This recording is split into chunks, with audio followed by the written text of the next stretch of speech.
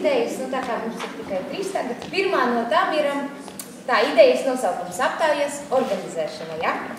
Un mūsu idejas mērķis ir izpētīt jauniešu intereses aktuālās problēmas, lai iesaistītu savas apkārtējas vides veidošanā.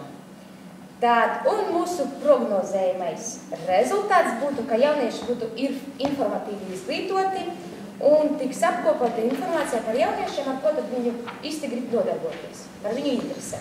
Super! Atbalstam, jā?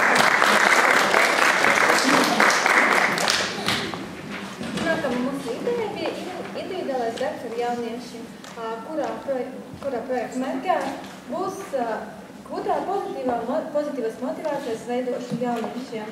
Un mēs ceram ar to panākt, kā tiks ietekmēta jauniešu apziņas pozitīvā domāšana un pārvaldes, kuras veidos uz jauniešu motivēšanu sabiedrības labā, darīt sabiedrības labā un aktīvi piedalīties.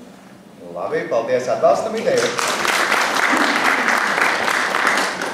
Так, одна из идей по работе с молодежью – это поддержка идей молодежи. Да? Цель – способствовать реализации идей молодежи.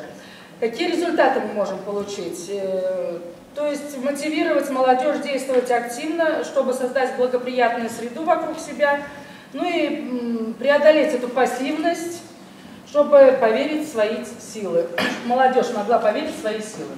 Paldies.